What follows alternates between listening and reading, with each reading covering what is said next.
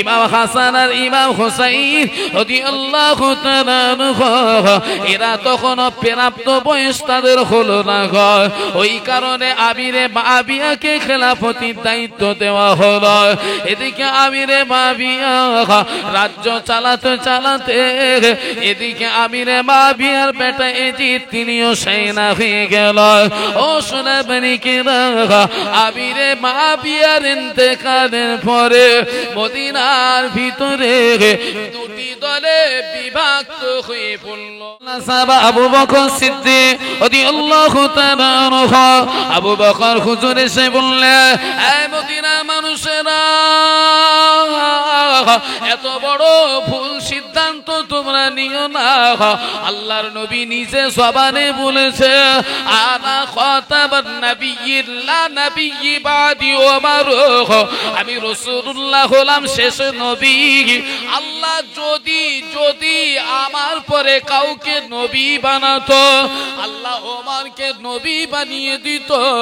ওরে মদিনার মানুষেরা, তোমরা কি রাসূলুল্লাহ জবানে আয়া এই হাদিসটা শোনো না?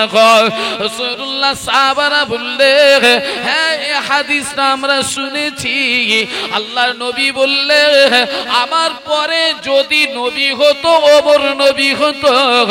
আবু বকর হুজুর বললে, এত বড় লকাব যার পিছনে রয়েছে, কেন তাকে নেতা না বানিয়ে আমি আবু বকর আমার কেন নেতা বানাও? যার পিছনে এত বড় লকাব রয়েছে, নবী বলেছেন আমি হলাম শেষ নবী, যদি আমার পরে নবী হয় ওমর নবী হবে, ওমর নবী হতো। যার পিছনে এত বড় লকাব, তাকে নেতা না বানিয়ে আমাকে কেন বানাচ্ছ? ওমরের কানে সংবাদ চলে গেল। তাহলে ওমরের তো লাফালাফি করার দরকার নাকি, বলে যে আমার এত বড় একটা পদ দিয়েছে। ওমর রাদিয়াল্লাহু আনহু হক থেকে ছুটে ছুটে মদিনার মসজিদে নববীতে এসে বললেন, এই মদিনার মানুষেরা, তোমরা কি জানো না আল্লাহর নবী নিজে জবানে বলেছে, গোটা পৃথিবীর মানুষের নেকি যদি এক পাল্লায় রাখা হয়, আমার আবু বকরের এক রাতের নেকি যদি আরেক পাল্লায় রাখা হয়, আল্লাহ আবু বকরের নেকির পাল্লা ভারী করে দেবে। একবার জোরে বলুন, আমি ওমর আমার নেকি ওই এক পাল্লায়। বোঝা যায় না আমার কথা? আল্লাহর নবী বলেছেন, গোটা পৃথিবীর মানুষের নেকি যদি এক পাল্লায় রাখা হয়, আমি ওমর আমার নেকি ওই গোটা পৃথিবীর মানুষের সঙ্গে, আর আবু বকরের নেকি যদি আরেক পাল্লায় রাখা হয়, আল্লাহ আবু বকরের নেকির পাল্লা ভারী করে দেবে। মর্যাদা আমি ওমর আমার থেকে আবু বকরের বেশি। একটু জোরে বলেন। গদি কেউ লিতে চাইছে না, আর আমরা গদি পালি আর ছাড়ি না, বসবো তো আর উঠবো না। হায়রে পোড়া কপাল। আল্লাহর নবী সাহাবা আবু বকরকে নেতা বানানো হলো।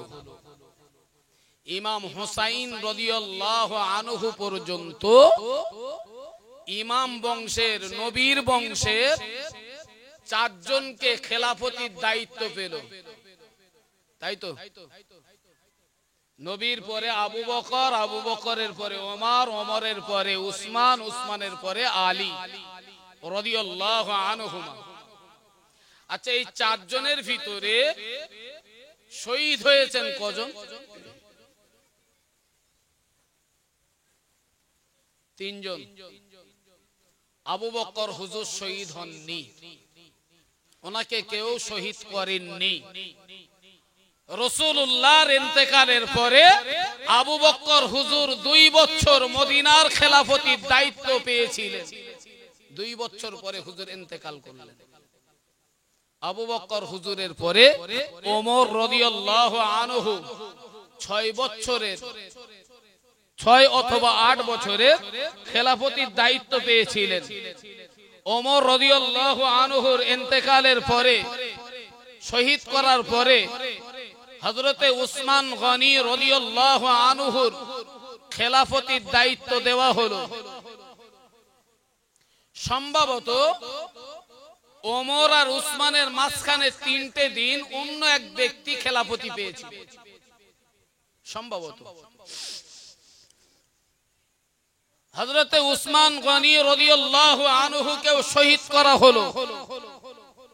উসমানের পরে রাসূলুল্লাহর জামাতা হযরতে আলী রাদিয়াল্লাহু আনহুকে খেলাফতির দায়িত্ব দেওয়া হলো। এখন আলী যখন খেলাফতি পেলেন তখন ইমাম হাসান ইমাম হুসাইন রাদিয়াল্লাহু আনহু এরা তখন প্রাপ্ত বয়স হয়নি রাজ্য চালানোর। বুঝতে পারছেন আমার কথা? রাজ্য চালানোর মতন উপযুক্ত বয়স এনারা পাননি।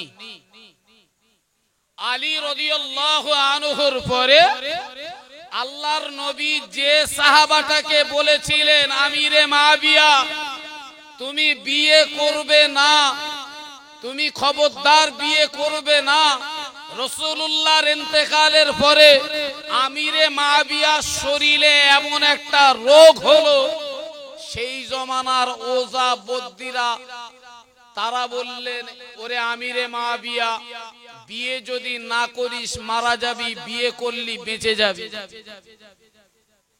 বোঝা গেছে? নবী বললেন আমিরে মুআবিয়া বিয়ে করো না, খবরদার তুমি যেন বিয়ে করবা না। আর সেই জমানায় আমি রাসূলুল্লাহর ইন্তেকালের পরে আমিরে মুআবিয়ার শরীরটা এমন একটা খারাপ জায়গাতে চলে যায়, ওজাবদ্দিরা বললেন যদি বিয়ে করো বেঁচে যাবে, বিয়ে না করলে মারা যাবে। তাহলে নবীর হুকুম মানা কি? সুন্নাত। এখন আর জীবন বাঁচানো কি? কথা বলেন, ফরজ। এখন নবীর কথা রাখতে গেলে মরে যেতে হবে, আর যদি বিয়ে করি হয়তো বেঁচে যেতে পারি। এখন এই টলনা মনে আমিরে মুআবিয়া বিয়ে করে ফেললেন। তারও একটা পুত্র সন্তান হলো, নাম তার এজিদ। নাম তার এজিদ। গল্প শুরু এখান থেকে। রাসূলুল্লাহ জামাই হযরত আলী রাদিয়াল্লাহু তাআলা আনহু তিনি খেলাফতির দায়িত্ব যখন পেয়েছিলেন, হুজুর আবার মক্কা মদিনার মুনাফিকদের চক্রান্তে তাকে শহীদ করা হলো। হুজুর যখন শহীদ হয়ে গেল, মদিনার মানুষেরা আমিরে মুআবিয়াকে খেলাফতির দায়িত্বটা তার ঘাড়ে তুলে দিল। আমিরে মুআবিয়া খেলাফতির দায়িত্ব পেয়ে গেল। আমিরে মুআবিয়া খেলাফতি চালাতে আরম্ভ করল। ইমাম হাসান আর ইমাম হুসাইন রাদিয়াল্লাহু তাআলা আনহু এরা তখন প্রাপ্ত বয়স তাদের হলো না। ওই কারণে আমিরে মুআবিয়াকে খেলাফতির দায়িত্ব দেওয়া হলো। এদিকে আমিরে মুআবিয়া রাজ্য চালাতে চালাতে এদিকে আমিরে মুআবিয়ার বেটা এজিদ তিনিও সেনা হয়ে গেল। ও সোনা বানিকেরা, আমিরে মুআবিয়ার ইন্তেকালের পরে মদিনার ভিতরে দুটি দলে বিভক্ত হয়ে পড়ল। আমিরে মুআবিয়া যখন মারা যায়, আমিরে মুআবিয়ার বেটা তখন উপযুক্ত বয়স হয়ে গেছে, প্রাপ্ত বয়স হয়ে গেছে। হাসান হুসাইনও তারা প্রাপ্ত বয়স। এবারে আমিরে মুআবিয়া ইন্তেকালের পরে মদিনা দুটি দলে বিভক্ত হয়। কিছু সংখ্যক মানুষ এজিদ কিনে নিল, আর কিছু সংখ্যক মানুষ ইমাম হুসাইনকে নেতা বলে মানতে লাগলো। এই কিছু সংখ্যক যে এজিদের পক্ষে, আমিরে মুআবিয়া রাদিয়াল্লাহু আনহুর বেটার পক্ষে, এরা ইমাম হুসাইনকে কোনোভাবে মেনে নিতে চাইছে না, পাচ্ছে না। কিন্তু রাসূলুল্লাহর হাতে বায়াত হওয়া অনেক সাহাবা তখনও বেঁচে ছিলেন। তারা বললেন ইমাম বংশ যখন এখনো বেঁচে আছে, অন্যের কাছে আমরা বায়াত গ্রহণ করব না, ইমাম বংশের কাছে বায়াত হয়ে থাকব। ভেঙে যাবে না, ফট করে মাজায় লাগবে।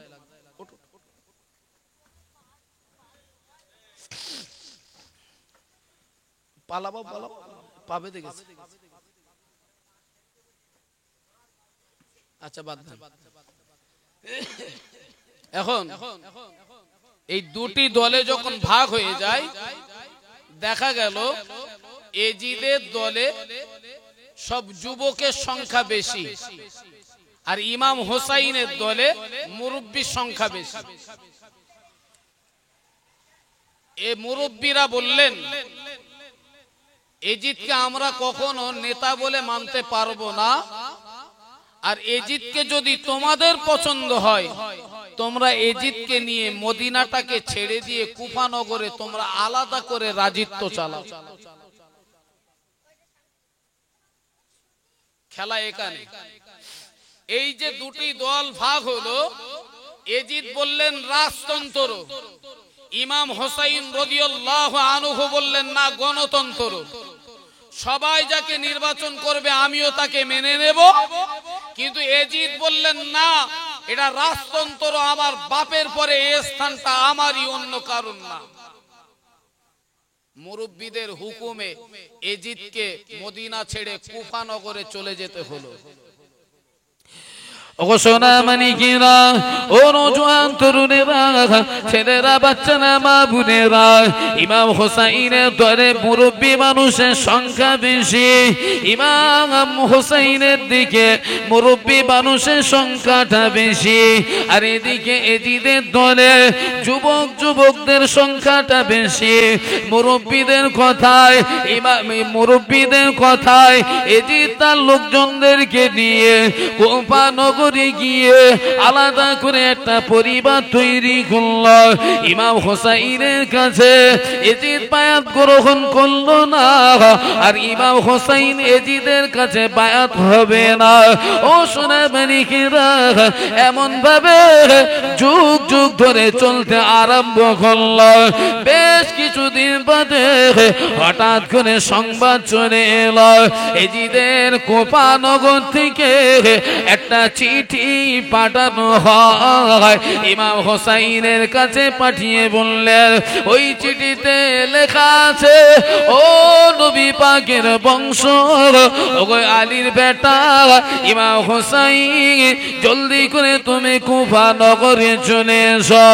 আমি আমার ভুলটা বুঝতে পেরেছি, আমি আমাকে নেতা বলে রাখবো না, আমি তোমার কাছে বায়াতটা গ্রহণ করে নেব। ও সোনা মানিকেরা, যেই না এজিদের পত্রটা এদিকে ইমাম হোসাইনের কাছে মদিনায় চলে এলো, ইমাম হোসাইন তখন রাসূলুল্লাহ সাহাবাদেরকে ডেকে বললেন, ও আমার নানার প্রেমিকেরা, ও আমার নানার সঙ্গীরা, এজিদের দরবার থেকে আমাকে চিঠি পাঠানো হলো। আমি কি কুফায় যাব?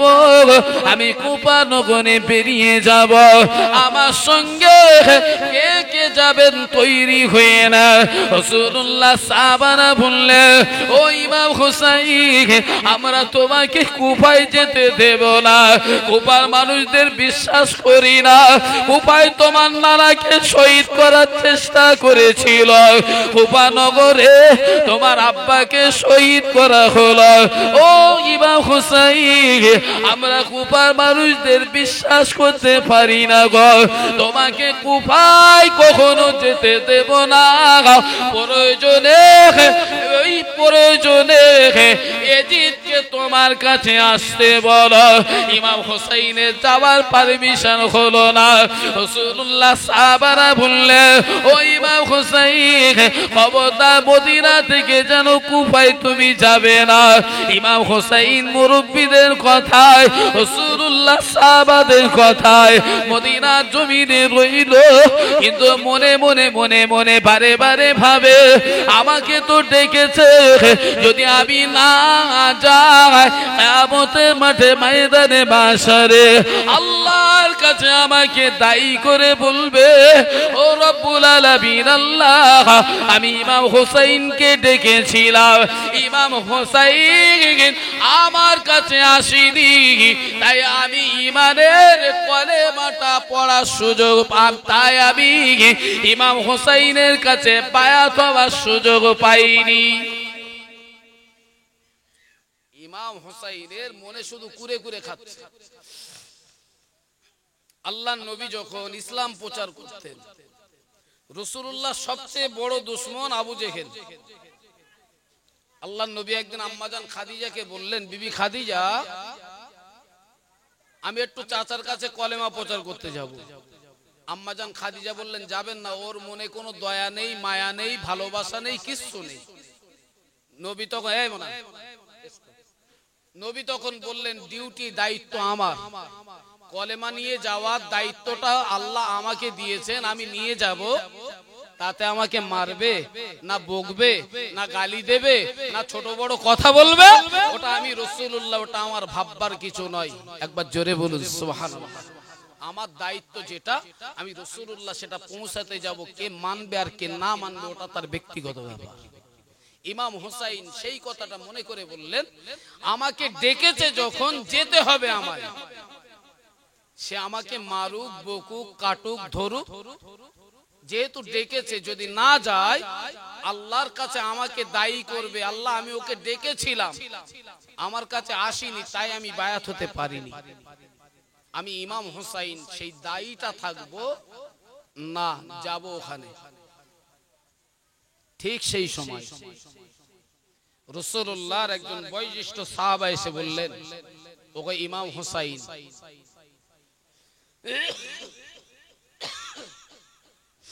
আমরা কুফাতে তোমায় যেতে দেব না, যতই আমাদের যাই বোঝাও না কেন। যেতে যদি হয় যাওয়ার আগে তোমার একজন প্রতিনিধি হিসাবে কাউকে আগে কুফায় পাঠাও।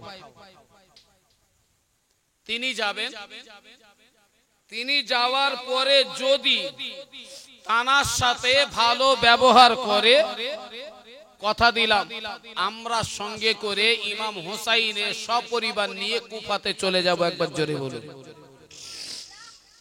মুরব্বী মানুষের এই কথা, ভাই এখনকার সময় মুরব্বীদের কথার কোনো মূল্য আছে? নাই। ইমাম হুসাইনের বুদ্ধি দিয়েছিলেন মুরব্বীরা, রাসূলুল্লাহ, সাহাবারা।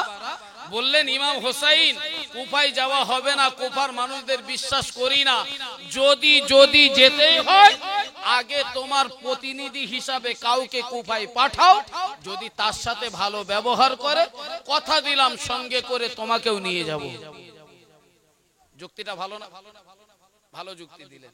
আর এখনকার মুরব্বীর গা নাকি বুদ্ধি শুদ্ধি নি, এর গা কথায় আঙ্গা খোকা রাত চলতে টলতে পারে না, বুদ্ধি সবেরা খেয়ে ফেলেছে। নাউজুবিল্লাহ।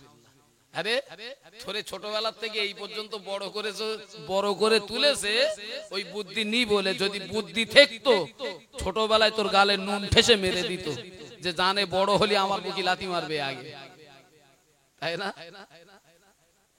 তোর বাপের গা বুদ্ধি নেই বলে এখনো সমাজে চলে বেড়াতে পাচ্ছি আমরা। যদি জানতো যে খোকা বড় হয়ে 3 নম্বর কিছু একটা হবে, তাহলে ওরে ওই আতুর ঘরে লবণ ঠেসে মেরে দিত। তোর মুখ দেখার থেকে শুকনো ডাঙ্গা দেখা অনেক ভালো ছিল। কপাল ভালো, ওর গা বুদ্ধি কম, তাই ওই বুদ্ধিটি তোর এত বড় করেছে। কি করে বলিস যে তাদের বুদ্ধি কম? ইমাম হুসাইন রাদিয়াল্লাহু আনহু মুরব্বীদের কথা মতো একটা চিঠি লিখলেন। চিঠি লিখে ইমাম হুসাইনের চাচাতো ভাই মুসলিম বিন আকিলকে ডাকলেন। চাচাতো ভাই মুসলিম বিন আকিলকে ডেকে বললেন, ও ভাই, আমার প্রতিনিধি হিসাবে তুমি কুফায় যাবে। কুফার মানুষেরা তোমার সাথে কি ব্যবহার করে, যদি ব্যবহার ভালো করে তো আলহামদুলিল্লাহ, ওই ব্যবহারটা দেখে ভালো করে বুঝে সুঝে পাল্টা একটা চিঠি আমাকে লিখবে যে কুফাতে চলে এসো, কোনো অসুবিধা নাই, আমি ইমাম হুসাইন সপরিবার নিয়ে কুফায় চলে যাব। একবার জোরে বলুন সুবহানাল্লাহ। এই প্ল্যান করে মুসলিম বিন আকিলের কাছে ইমাম হুসাইন রাদিয়াল্লাহু আনহু একটা চিঠি লিখে মুসলিম বিন আকিলের হাতে দিয়ে দিল। আর এদিকে যখন ইমাম হুসাইনকে ডাকা হয়, এজিদের দলের কিছু কিছু বড় বড় মুনাফিকেরা তারা দল তৈরি করলো, ওরা আসলে ওদেরকে আর ফিরে যেতে দেব না, এখানেই শেষ করে দেব। ঠিক সেই সময়ে ওবায়দুল্লাহ বিন জিয়াদ, তিনি হলেন এজিদের পিএ বলা হয়, ওবায়দুল্লাহ বিন জিয়াদ বললেন না, সাথে সাথে যদি, যেহেতু উনি প্রতিনিধি পাঠাচ্ছেন, সাথে সাথে যদি ব্যবহার খারাপ করা হয় ইমাম হোসাইন আর আসবে না। ওবায়দুল্লাহ বিন জিয়াদের কথাটা শোনা হলো, মেনেও নিল।